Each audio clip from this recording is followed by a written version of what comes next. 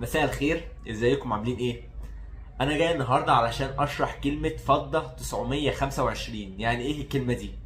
ناس كتير بتيجي تقول لي يا علي ده سهل، يا علي ده اسمه ده الختم اللي اتحط في الخواتم والسلاسل والخلاخيل والشغل عادي. اقول له لا يا باشا، مفيش حاجة اسمها ختم. دي اسمها دمغة. دمغة مش ختم. تاني حاجة، ده العيار.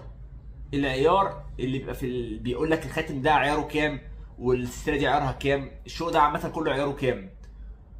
تالت حاجه والاهم بقى، انا عايز اسال حد اقول له هل انت عارف معنى كلمه عيار يعني ايه؟ 80% من الناس اللي بتيجي لي زباين ما تبقاش عارفه كلمه يعني ايه عيار. يعني ايه اصلا كلمه عيار؟ تقول لي ده 925 صح؟ اقول لهم اه، بس مش عارفين ان هي كلمه عيار. عيار يا جماعه لو حد دخل وترجمها اصلا الكلمه دي، الكلمه دي عامه معناها مقدار. مقدار يعني ايه مقدار؟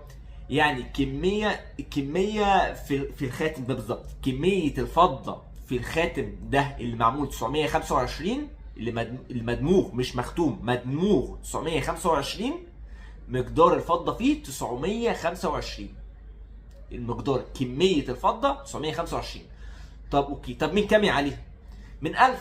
اوكي، ال 75 باقيين دول فينهم؟ يعني انا عايز اعرف فينهم.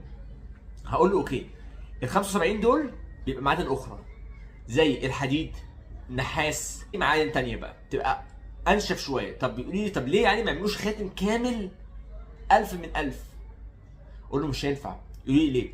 يقول لي عشان معدن الفضه ده طري، مش ناشف، مش صلب، مش قوي زي الحديد ناشف. معدن الفضه ده طري، فبيضطر يحط عليه معادن انشف شويه عشان تقويه شويه، تمسكه شويه. ممكن العيار تطلع لغايه 930 كمان و935، بس اخره هتبقى برضو ايه، حاجه مش يعني ماسكه نفسها بس مش ماسكه نفسها قوي. كل ما المعادن التانيه تكتر تعلى بتبقى معدن ناشف اكتر. وبرضو لو معدن الفضه عالي يبقى اكتر نقاء. انضف معدن في العالم ده كله هو الذهب ثم الفضه. ذهب ثم الفضه. فعشان كده الفضه ده تاني انضف معدن في العالم عامه يعني. طب في ناس تانية تقول لي في حاجات بتتعمل اقل من 925.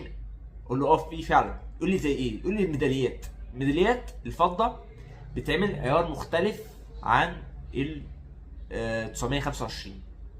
هو بتعمل ازاي؟ بقول لهم بيعملوا 800. يقول طب 800 اشمعنى الميداليات دي بتعمل 800 ومش ما تعملش 925 ليه؟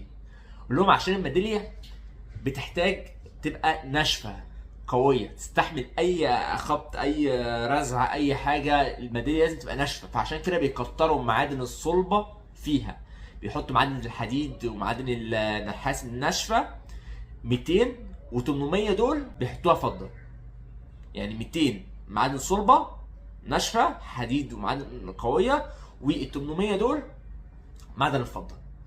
فعشان كده نسبتها بتبقى من الفضه اقل. علشان كده حتى لما تيجي تشوفوا، تيجي تشتروا اي ميداليه تلاقوها سعر جرامها اقل شويه من سعر جرام الخواتم 925 والسلاسل 925 والشغل 925 عامه ده كله. فده الفرق بين 925 وال 800. وبكده اكون خلصت الحلقه، بس عايز ارجع لكم على الحاجات المهمه اللي انا قلتها لكم. اول حاجه ان مفيش حاجه اسمها ختم، اسمها دمغه مش ختم.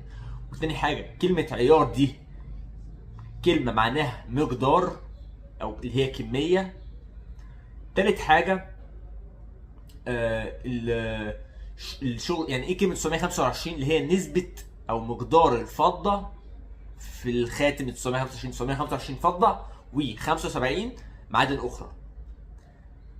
رابع حاجه قلتها ان هي الميداليات بتبقى ناشفه شويه، فعشان كده بيحتاجوا يعملوها 800. نسبه الفضه فيها اقل شويه، ونسبه الحديد والنحاس اعلى شويه 200 ل 800. يعني الفضه 800 و200 الحديد والنحاس. ويا رب اكون افدتكم. ولو في اي حد عنده سؤال عن الفضه او الذهب يكتبه في كومنت.